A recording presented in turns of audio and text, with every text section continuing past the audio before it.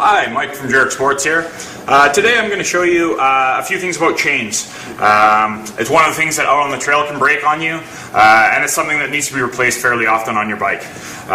One of the things that you can do is replace your chain fairly often. That'll keep your drivetrain in better shape. It's less expensive to replace a chain fairly often than to just run the whole drivetrain into the ground.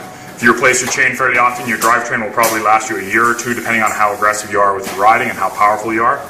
But for the most part, changing your chain is a good idea. You're going to see from above here that the width of the chain, that's one thing that you got to consider when you're buying a chain. That's a slightly narrower chain, and that's a slightly wider chain. The bottom line is, how many gears you have is what reflects that. This is a 9-speed chain, this is a 7/8 speed chain. So just make sure you know the speeds of your bike when you're purchasing your chain, or if you're purchasing a master link. The next thing up to bat is how to attach your chain.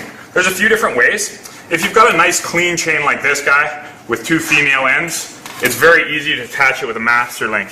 You can just attach one side like that, one side like that. Then I'll show you if you want to get in close here. You can see it just slides in. Now your chain is attached. Easy to attach and unattach. So master link is one of your best ways. Also one of your most inexpensive ways to attach a chain. But the problem is sometimes your chain is broken or has a female end and a male end.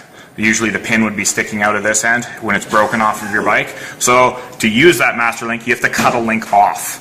So in this scenario, what you do is you take a chain tool. This is our shop one. Good chain tool, definitely works well, but more for a shop use. This is something that you'd want to purchase. Something like these guys go for about 25 bucks. That's a dedicated chain tool, works incredibly well. Or you can go to something like this guy, a Crank Brothers multi-tool that Crank Brothers has sneakily added a chain brake into. So you can see the way. Now you have all your Allen key sizes, plus you have a chain brake. So something like that sells for about 40 bucks. You have that on your bike and you can usually get yourself out of the woods. Most people aren't probably mechanics, or don't even want to be a mechanic, but hey, fixing your bike really quickly to get out of the woods and then take it to your tech shop to get looked at definitely saves you a walk out of the woods. So last thing I'll show you is cutting a chain. So when you cut a chain, you place it into your chain brake, and what you want is as you're driving the pin out, so the pin is right after this, the pin remover on the chain tool, and you drive it out. What you're going to want to do is, if you're not using a master link, you want to reuse that pin. So it gets hard through this section, goes easy through the middle, then gets hard at the end again. When you feel it start to get hard again, what you want to do is you want to stop moving the chain tool. Back out, because you actually want to leave the pin in the chain. Makes it so much easier. It makes it possible. Because if you don't do that, it's virtually impossible to get your chain back together. I like to leave it just a hair out so that it clicks into place and lines up all on its own. Then what you do is you take your chain tool, you drive the pin back through. Might get a little funky because we've got such a small chunk of chain, but we'll give it a shot. So you're going to drive it back through. So this is once the chain is back on your bike.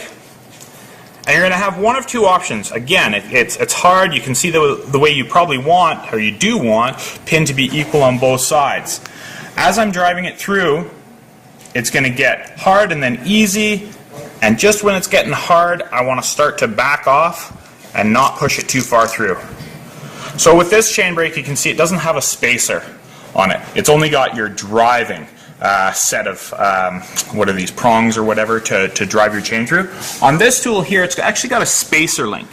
So you actually put it over and drive it the last like 1 millimeter on the spacer link. And what that does is it frees up the chain and makes it not binding. Right now this chain is kind of binding.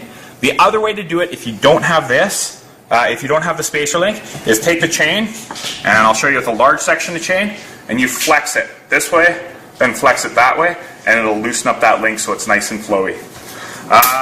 Chains range anywhere from about $19 to $100. $19 chain is a very basic chain. It's not going to be nickel plated. Isn't going to last you as long. It's going to be much heavier. Something like this is tinitride coated. It's nickel plated. You can see the machining in between each one of the links. You can see the way every pin is hollow. You end up with that really high-end, lightweight bike.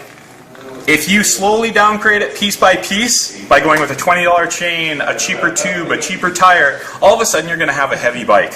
How you keep your bike light, or how you continue to make your bike light, is by buying the better product. People say, well, how much is a chain going to make a difference? Chain isn't going to make a huge difference, but when you add it up, the 4 or 5 parts that you've added onto your bike, when you add all that up, that's how you end up with a light bike.